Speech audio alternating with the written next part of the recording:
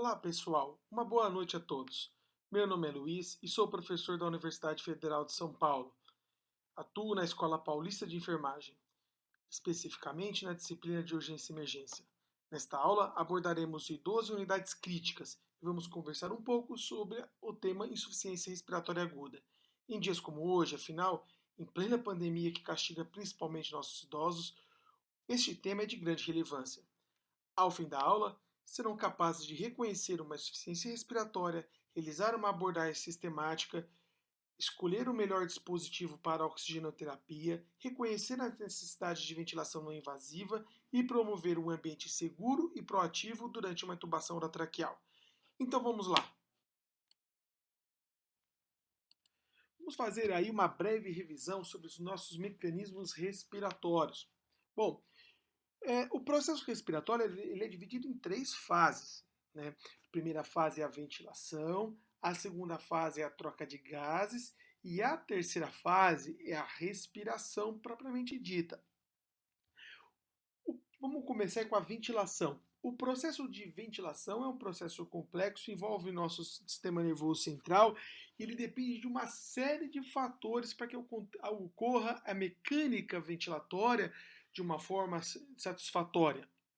Então eu tenho que estar com o meu sistema nervoso central intacto, principalmente na região da ponte bulbo. Isso pode ser afetado com o uso de medicamento, em situações de acidose, em situações, algumas determinadas situações metabólicas. Esse sistema nervoso central envia informações para o meu diafragma. O meu diafragma, a contração, desloca-se, gerando um grande êmbolo e criando dentro do meu tórax o que nós chamamos de uma pressão negativa. Dentro do meu tórax fica uma pressão menor do que a pressão atmosférica.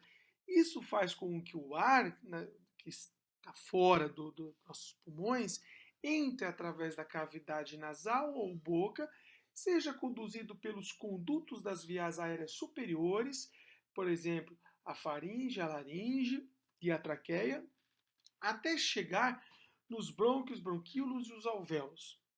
Certo? Este é o que nós chamamos de processo ventilatório.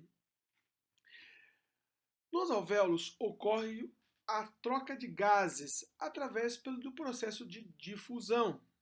Conforme a concentração de um determinado gás no nosso pulmão e o seu grau de solubilidade no sangue, este ar vai se difundindo entre o alvéolo e o capilar sanguíneo, que fica intimamente ligado aos nossos alvéolos. E quando eu tenho um alvéolo carregado, com maior concentração, maior pressão alveolar de oxigênio, o oxigênio se difunde para o vaso sanguíneo, carregando, transformando o meu sangue arterial pulmonar, cheio de gás carbônico, em um sangue venoso pulmonar carregado de oxigênio. E depois ele é distribuído por todos os tecidos. Tudo bem? O mesmo acontece com o gradiente de pressão dentro do meu vaso sanguíneo de CO2, que é expelido, é empurrado para o meu alvéolo e, de uma forma passiva, no processo expiratório, ele é jogado na atmosfera. Já a respiração, ela acontece no nível celular, quando esse oxigênio ele chega dentro da célula e dentro da mitocôndria celular é utilizado a oxidação da glicose, gerando aí energia para as células e todos os nossos tecidos, certo? O processo final, um dos metabólitos do processo final do processo respiratório celular é o gás carbônico, que é eliminado, é devolvido aos pulmões e, por fim, eliminado através do nosso processo de troca de gases, processo inverso, e depois ventilação. Tudo bem? O problema está quando acontece uma falha nos nossos mecanismos de, de, de funcionamento adequado. E essas falhas podem ocorrer em qualquer nível, gerando uma insuficiência respiratória.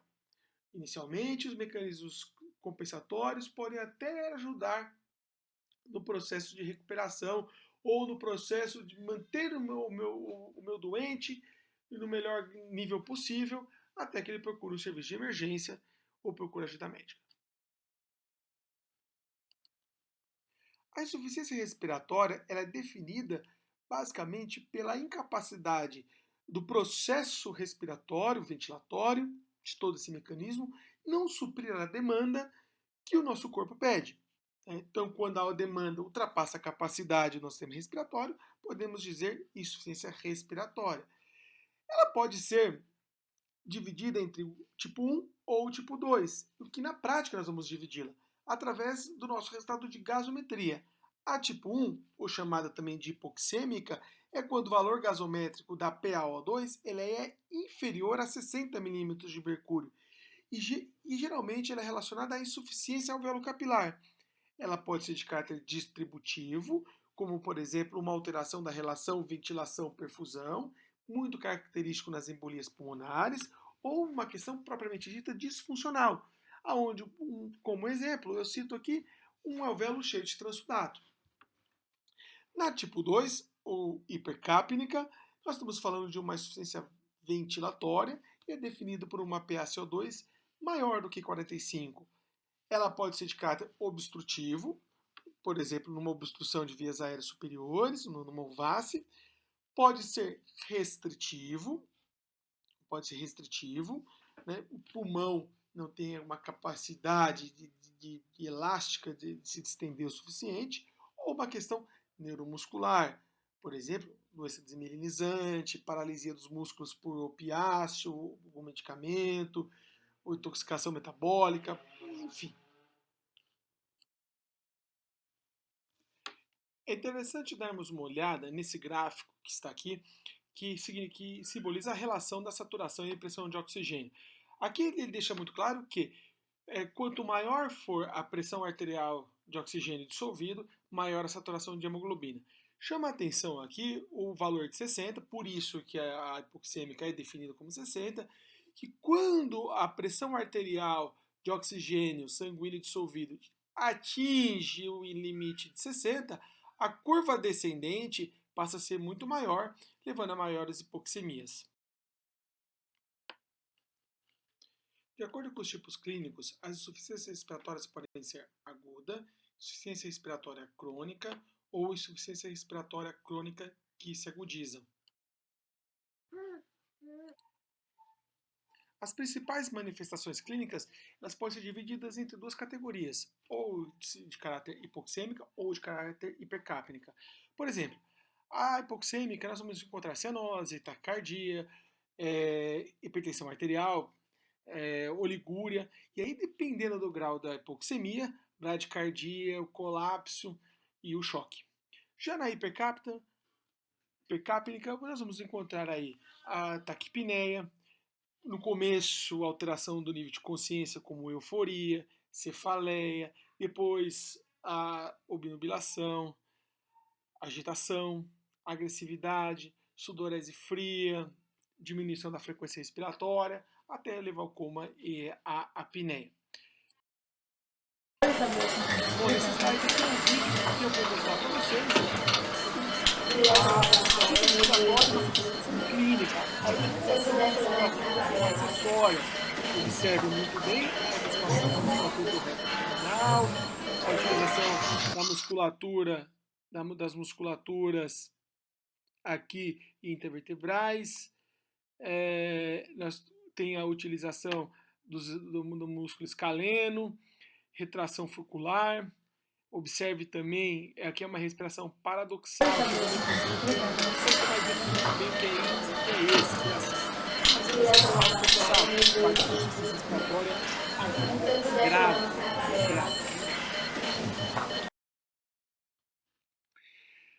Bom, no idoso é a insuficiência respiratória. O idoso, ele é um paciente mais frágil, certo? Ele é um paciente mais frágil. Ele por natureza, tem as reservas já diminuídas. Né?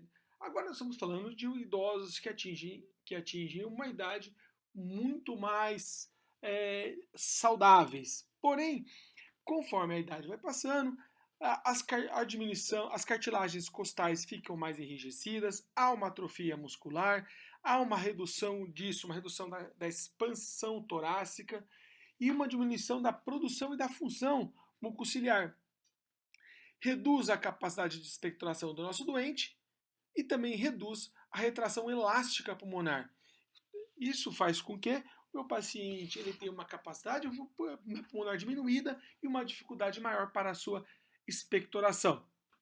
Tudo isso leva a um aumento do trabalho respiratório, a utilização de uma musculatura acessória, reservas funcionais reduzidas, levando esse idoso a uma insuficiência respiratória aguda grave muito mais rápido do que o nosso doente jovem, certo?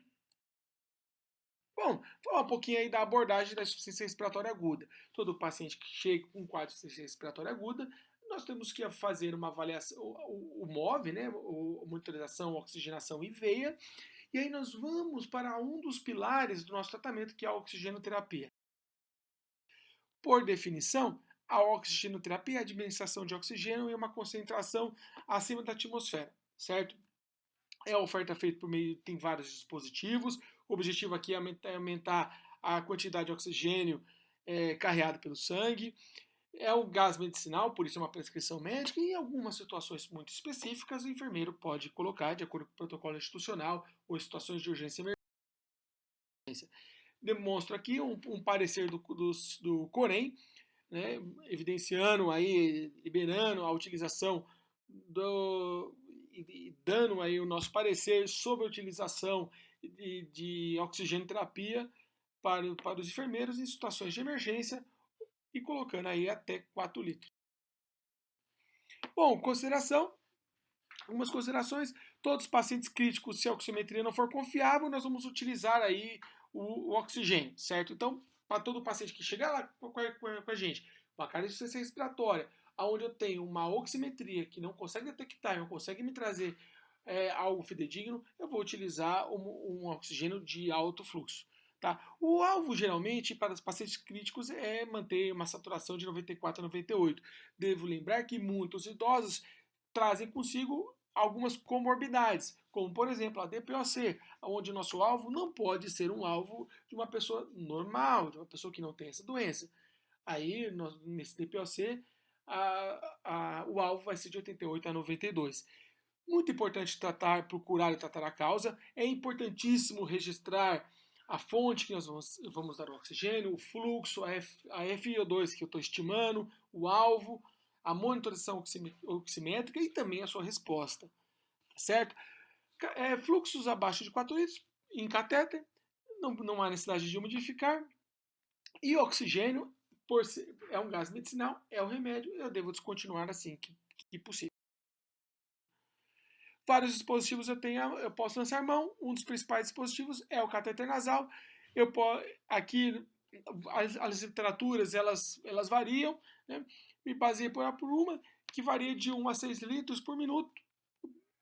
Aqui a fração de oxigênio ela não é fidedigna, ela é variável. Ela varia, cada litro que eu ponho, em torno aí de aproximadamente 4%. Tá certo? Isso é um pouquinho discutível na literatura. Ele é bem confortável, o paciente pode falar. Um dos probleminhas do cateter de oxigênio é que não tem uma FI fidedigna. E caso eu precise de mais oxigênio, meu paciente não tolera, eu vou precisar lançar mão de outro tipo de dispositivo. Então tá aí o desenho do nosso dispositivo de cateter. Máscara facial simples. A máscara facial simples eu devo colocar meu paciente, fixar ela bem e deixar ela bem apertadinha contra o rosto do nosso doente. O fluxo mínimo de uma máscara é de 5 litros por minuto. Uma FI estimada é de 5 a 6 litros, uma FI aproximadamente de 40%, 6 a 7 litros de 50% e de 7 a 8 litros 60%. Tá? É interessante que a própria máscara vira um reservatório de oxigênio. Nunca colocar fluxo mínimo abaixo de 5 litros, senão vou acumular dióxido de carbono nessa máscara, certo? Ela é simples, leve, bem tranquilo. Ela pode causar um pouquinho de claustrofobia, né? A FI não é uma FI fidedigna, e se eu precisar de uma FI fidedigna, eu vou lançar a mão de outro tipo de dispositivo. Máscara facial com reservatório. Esta máscara facial com reservatório ela é bem interessante quando eu estou pensando em utilizar FIs acima, bem mais alta. E essas máscaras faciais com reservatório, que é essa bagzinha que está logo aqui embaixo, elas podem ser não reinalantes ou reinalantes. A máscara facial com reservatório e uma máscara facial não reinalante. Eu vou aqui falar um pouquinho mais dessa não reinalante, que ela é bem interessante. Ela tem como dispositivo aqui umas válvulazinhas que impede que o meu doente não reinale CO2 exalado. Então, quando ele inspira, uma válvulazinha que está aqui na bag, ela é tracionada e o ar que rico em oxigênio vai para vias aéreas do paciente. Quando ele expira, essa válvulazinha é fechada, impedindo que o CO2 volte para o reservatório. E, em contrapartida, válvulazinhas que ficam na parte lateral por fora da máscara se abrem, saindo o oxigênio, o gás carbônico, o gás exalado por aqui. Certo? Por isso que é chamada de não reinalante. Esse dispositivo é bem interessante, ele é um dispositivo de alta concentração, não de alto fluxo, mas de alta concentração de oxigênio. Ele fornece FIs acima de 90%, gerando aí próximos de 100%. Quando eu estou querendo fazer quando eu quero uma FI mais fidedigna, eu vou utilizar as máscaras com o sistema Venturi. A máscara com o sistema Venturi é uma máscara tradicional, uma máscara facial, ela tem que estar bem ajustada ao rosto do meu paciente, contido de uma traqueia, e aqui nós vamos ver um arrastador e o nosso sistema Venturi, a nossa válvula, certo? As válvulas Venturi é interessante porque elas são várias válvulas que você pode colocar na sua desejo, certo? Então eu vou ajustar a FI de acordo com a válvula que eu vou utilizar. Oximetria de pulso. A oximetria de pulso é uma forma de monitorar o meu sistema respiratório através de um equipamento que vai ler a quantidade de molécula M da minha hemácia que está saturada de oxigênio, certo? É contido através de um microprocessador, onde passa um laser de cima para baixo, de baixo para cima, e que faz essa leitura fotométrica. Fonte de luz emitida a partir de um LED emissor. A luz é obtida pelo sangue dos tecidos. A qualidade da luz relativa absorvida pela hemoglobina oxigenada é diferente da não oxigenada. Esse microprocessador vai fazer essa leitura e as medidas são confiáveis se comparados à saturação de oxigênio da gasometria. Confiáveis até certo ponto, abaixo de 70% de oximetria, 70% de saturação de oxigênio, essa oximetria de pulso passa a não ser mais confiável. E no próximo slide nós vamos discutir um pouquinho isso. Tá? Fatores que interferem na oximetria de pulso. Tamanhos inadequados, maior ou menor, quando não estão bem ajustados ou estão soltos. Movimentos, trepidações, principalmente espasmos clônicos dos nossos doentes, faz uma leitura errônea. Luz forte sobre o oxímetro, luz intensa, presenças de esmalte, a hipotermia, a hipoxemia, ou seja, saturação abaixo de 70, má perfusão periférica, mesmo membro do meu esfigmomanômetro, toda hora interrompendo as suas leituras, medicamentos que interferem na absorção da luz, como por exemplo o azul de metileno, e algumas intoxicações, por exemplo, por monóxido de carbono e hidrocarbonetos e nitratos, formando aí a carboxiemoglobina e a metahemoglobina. Tá. Bom, quando a minha estratégia falha, eu vou partir para a intubação orotraqueal. Algumas considerações dessa intubação orotraqueal. Primeiro, insuficiência respiratória aguda grave. tá? Ou então refratário, está tratando uma insuficiência respiratória aguda, porém foi refratário o meu tratamento, e aí eu vou ter que partir para uma via aérea invasiva, certo?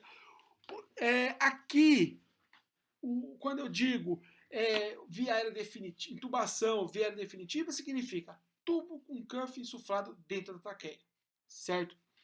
Tubo com cuff insuflado dentro da traqueia. O suporte ventilatório invasivo é recomendado quando o paciente não é capaz de manter uma boa ventilação e oxigenação, tá? Apesar das medidas de suplementação de oxigênio, que é óbvio. Bom, e aqui vai as recomendações para a intubação orotraqueal. Então aí nós temos a falência ventilatória, né, como uma parada cardíaca ou parada respiratória, não dá para pensar em outra estratégia a não ser a intubação orotraqueal, a insuficiência respiratória aguda grave, como o sinal de fadiga intensa, ou a insuficiência respiratória aguda associada a doenças neuromusculares, por exemplo, um Guillain-Barré, uma miastenia graves. Nós temos também a questão da anormalidade de oxigenação, como a hipoxemia grave ou refratária.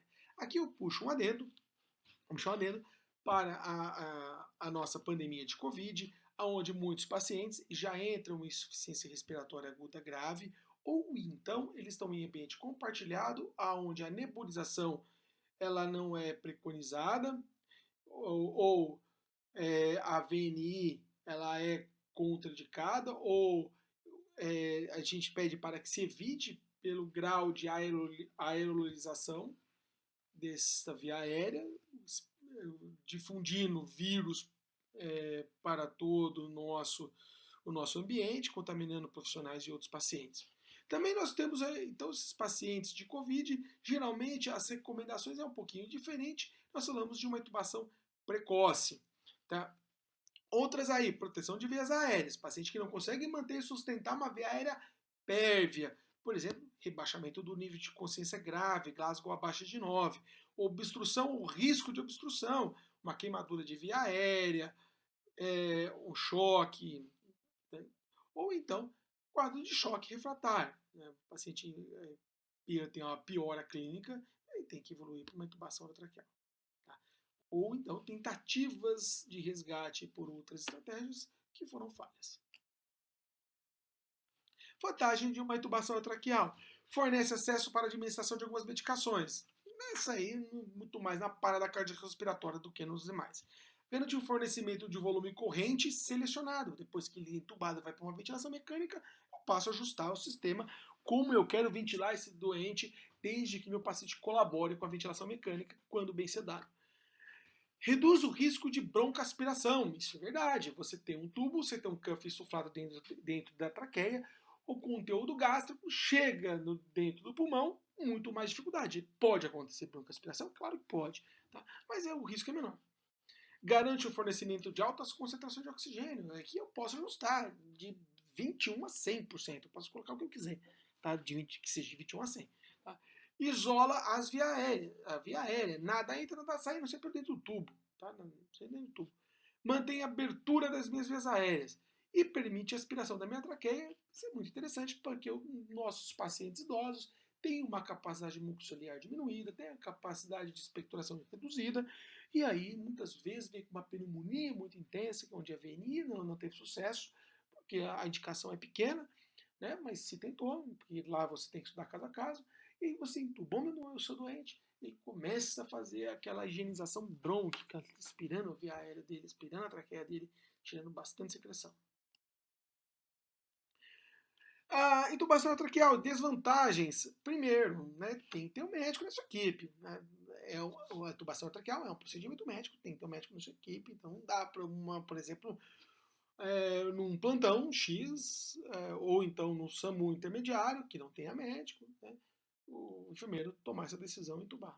Tá? Por isso nós temos outras estratégias, que são os dispositivos supraglóticos. Tá? Mas então tem que ter um médico. Tá? O médico tem que estar treinado, tá? E tem que ter essa experiência, que é um procedimento que leva muito risco, tá? Leva muitos malefícios. Então, tem que ser bem feito, tem que ser treinado e ter bastante experiência. Certo? É necessário o uso de equipamento especial, um tubo, laringoscópio, você tem que ter isso aí. Inabilita as funções fisiológicas das vias aéreas superiores. Por exemplo, aquecimento, filtragem, umidificação e inalada. Tudo isso vai direto para o seu doente. Hoje nós temos alguns dispositivos que facilitam e ajudam nesse processo, mas, enfim. Exige uma visualização direta das cordas vocais, o que a laringoscopia, pelo procedimento de laringoscopia, o que pode ser bastante difícil. A intubação nós chamamos de paciente crítico, nós temos uma regrinha, chamamos de 7Ps, que é a preparação, pré-oxigenação, pré-tratamento, paralisia e indução, proteção, passagem do tubo endotraqueal e pós-intubação. Preparo, quando eu falo de preparo, eu falo preparo do paciente, preparo da equipe e de preparo de material. Certo? Nós vamos discutir isso aqui, né, nesses dois slides que vem. Preparo. Aqui é um pessoal do grupo de anestésio lá da Austrália fez o Vortex Approach, ou seja, a abordagem em Vortex, onde ele põe o atendimento em forma de circular, ou na verdade em forma de um funil, né? Onde a green zone, a área verde, é a área onde o paciente ventila bem. O ar chega no meu alvéolo e ele ventila bem. Tá? A estratégia que você vai adotar pode ser qualquer uma para ventilar esse paciente, desde que ele esteja na linha verde. Tá certo? Então, meu paciente está na linha verde, ele vai, geralmente nós começamos pelo sistema bolsa, válvula, máscara, durante o meu procedimento de intubação, né? Depois ele vai para a intubação. Se essa intubação não acontecer, ou ele vai para um dispositivo supraglótico, ou ele vai de volta para a máscara. O importante é que ele saia da zona azul e vai para a zona verde, a área da boa ventilação. Se aqui eu tentei aqui, vim para cá e falhei, eu tento aqui. Se eu falhei, provavelmente ele vai entrar aqui nesse meio, que é a parte mais grave, que é a cricotireoidostomia por punção ou cricotireoidostomia cirúrgica. Então, quando nós vamos preparar nosso doente, a equipe tem que estar preparada e é sim muito importante que eu tenho que ter um plano. E esse plano tem que ser verbalizado. Nós vamos entubar meu doente e vamos usar esta técnica. E aí nós temos que ter mais do que um plano, nós temos que ter o plano B. Um plano B. Esse plano B tem que ser verbalizado e vocalizado. Se a minha estratégia inicial falhar, eu vou utilizar essa outra estratégia. Se a minha intubação falhar, eu vou utilizar uma máscara laríngea. Se a minha intubação falhar, eu vou ventilá-lo em bolsa válvula máscara. Se a minha estratégia de intubação falhar, eu vou utilizar o bulge, que é um outro sistema que facilita a intubação. Eu vou te chamar o pessoal da via aérea difícil, enfim. Eu tenho que ter um plano B.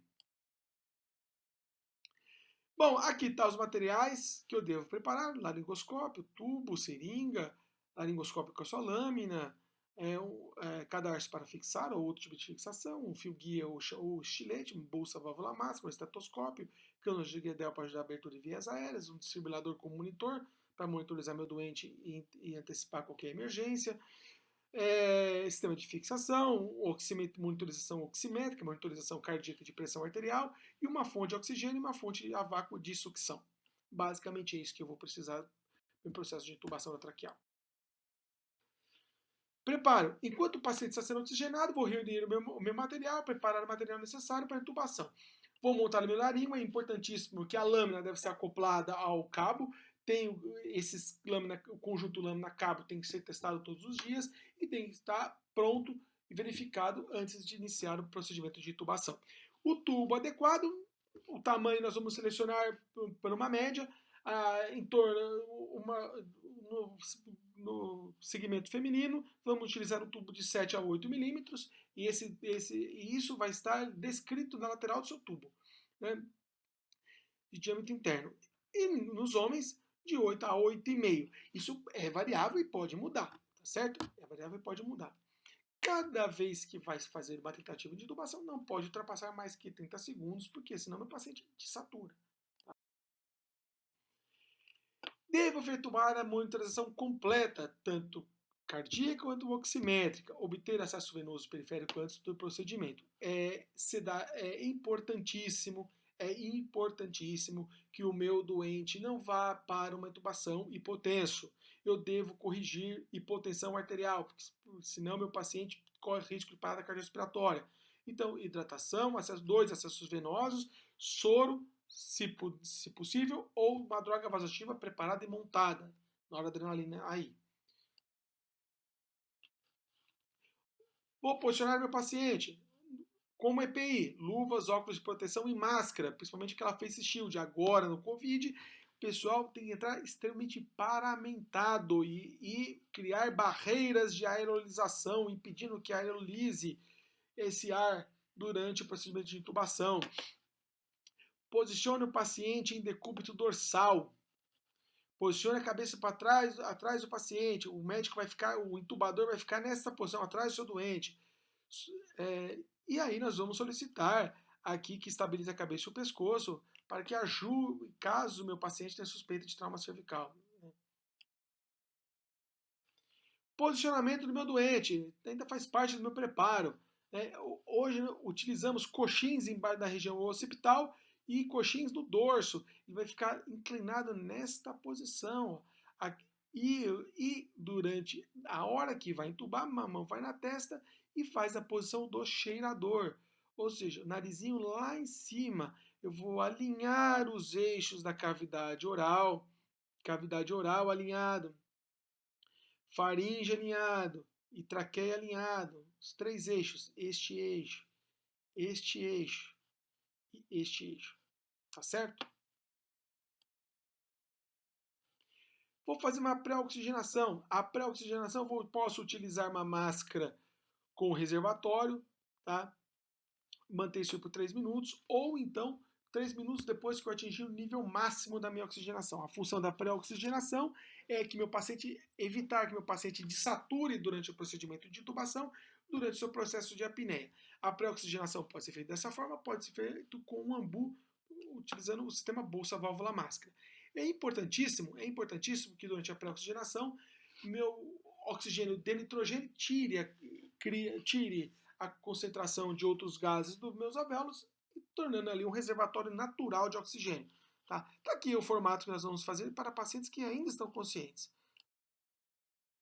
Aqui está a forma que nós vamos fazer para pacientes que já estão inconscientes. Pacientes que respiram, não há necessidade de ambusar. Pacientes que não respiram, mas saturam bem, é controverso, porém alguns protocolos que também não ambusam, desde que mantenha uma saturação adequada. Para pacientes que desaturam, esses têm e não ventilam, esses têm que ventilá-lo. Tá? O pré-tratamento, aqui nós vamos utilizar duas drogas.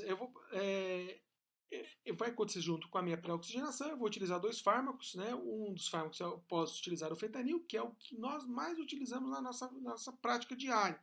Tá? Faz uma analgesia, reduz aí a resposta adrenérgica. Ou posso, em épocas de Covid, a lidocaína ganha o espaço, porque além de diminuir a hiperreatividade das vias aéreas, potencializa os efeitos analgésicos e sedativos de outras drogas e também atua como broncodilatador. Então, bastante hoje, em situações de Covid, lidocaína é bem indicada. Certo? Paralisia com indução. Aqui eu vou fazer o seguinte: após 3 minutos do meu pré-sedativo, eu vou começar no meu processo de intubação propriamente dito. Eu vou administrar o meu hipnótico, que pode ser qualquer um desses, pode ser propofol, etomidato, midazolam, ketamina, e aí de acordo com a prescrição médica, e na sequência, muita atenção para a administração lenta desses medicamentos, principalmente propofol e midazolam, que leva à queda da pressão arterial. Etomidato não mexe muito na pressão, e ketamina é uma droga interessante, porque ela até eleva a pressão arterial, e interessante também porque pode gerar uma broncodilatação. Nós temos aqui o nosso bloqueador neuromuscular. O que mais utilizado na prática clínica é a succinilcolina, né? Barato, né? Muito tempo utilizado, e também o roncorônio. Muita atenção para a succinilcolina para pacientes com risco de hiperK conhecida ou riscos para hiperK. Tudo bem? Uma vez que eu dei bloqueador neuromuscular, meu paciente para de respirar, eu vou para a intubação propriamente dito. Proteção e posicionamento, vou colocar meu paciente em posição de cheirador, né? Vou remover prótese, aspirar via aérea, por isso que é um aspirador de ponta rígida tem que estar presente, né? E vou posicionar meu paciente e aí eu vou intubar meu doente. posicionamento é dessa forma, né? O processo de intubação, o médico vem com o laringoscópio no canto lateral direito da boca, ele pega sempre com a mão esquerda, vai rebatendo a língua contra a lateral, ele vai fazer um movimento, nunca fazer um movimento de báscula, ele vai fazer um movimento para cima e para frente, certo? Quando ele faz esse movimento para cima e para frente, o médico tem que encontrar isto aqui, ó, isto aqui, tá certo? Aqui, ó, isto aqui, que é as pregas vocais. Por isso que o laringoscópio tem que ser encaixado bem aqui na valécula. Levantar bem isso aqui e tem que chegar isso aqui. Buraco de baixo esôfago, e aqui as pregas, as cordas vocais e aqui os aritenoides. Certo? E a epiglote mais acima. Tá certo? Então tá aí a posição, né? Paciente bem alinhado, a posição ideal de intubação.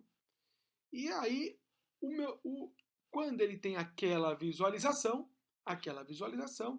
o médico não vai mais tirar o olho do posicionamento, vai dar a mão para você e você vai dar na mão dele o tubo orotraqueal. Cuidado para não dar o tubo enrolado ou de ponta cabeça. Entregue o tubo na mão dele certinho, com o meu fio guia dentro dele, e esse tubo tem que estar previamente testado contra vazamento, enfim, tem que estar checado antes, tá? Com o fio guia dentro dele.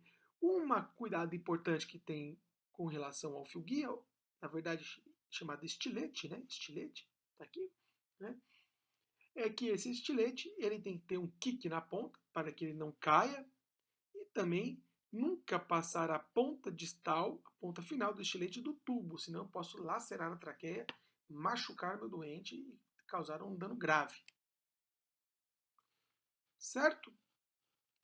Uma vez que você deu o tubo na mão dele, ele vai introduzir o tubo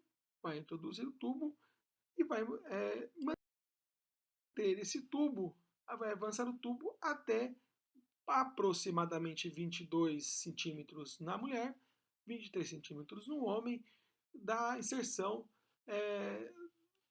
do nível labial, daqui da riminha labial, tá? Posição do balonete, tá bom? Riminha labial aqui.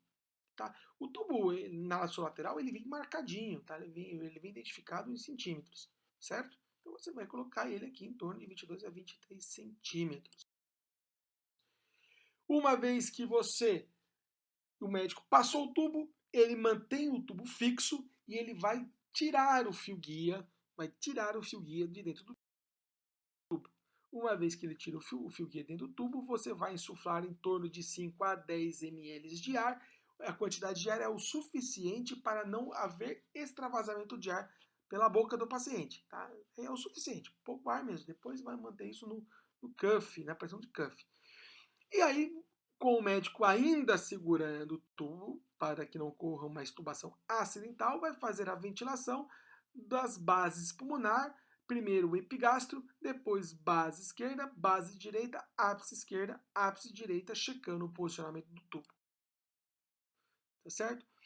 Uma vez que eu confirmo o posicionamento do tubo, no que nós usamos de intubei, graças a Deus, com o sinal da cruz, checo o epigastro, checo a base esquerda, checo a base direita, o meu tubo está posicionado, não significa que o meu tubo está necessariamente na traqueia. É uma pista muito forte, tá? Como, por exemplo, a saturação suíno, tá? E eu vou ter a confirmação final de que o meu tubo está no local correto através do ETCO2 exalado, para aqueles que têm esse equipamento. Conectam o sistema de coleta de gases no tubo e ele vai para uma amostra, para um equipamento que conta aí a quantidade de CO2 que está exalando.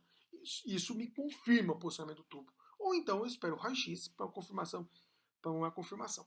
Porém, a confirmação através da checagem do posicionamento pela ausculta é uma pista aceitável. Eu posso ventilar meu paciente após esse tipo de aferição. Certo? Então, vou lá, ausculto epigastro, ausculto ambos os hemitórax do meu paciente, tá? Observo o tórax, a expansão e a ventilação, e aí eu vou anotar e registrar a profundidade do tubo, na altura dos dentes do meu paciente, em que rima labial ficou esse tubo posicionado, sempre está evoluindo a cada plantão isso aí. Problemas no posicionamento do meu paciente. Ausculta de sons hidroaéreos, tubeu estômago, tá? Ou tá no esôfago. Tá no esôfago, o tubo tá na boca. Ausculta ausente de um dos campos pulmonares, que nós chamamos de tubação seletiva. Há um desvio na carina, aonde o tubo tem uma tendência natural a ganhar o brônquio direito. Né? O brônquio direito. Então, se você não auscultou, a ausculta veio negativa na base esquerda e veio positiva na base direita, desinsufla o cuff, tracione 1 a 2 centímetros, reinsufla o cuff novamente e cheque epigastro, base. Tá? Escapes de ar pela boca, ou cuff desinsuflado ou cuff furado. Vômitos, regurgitação durante a passagem do tubo posicionamento.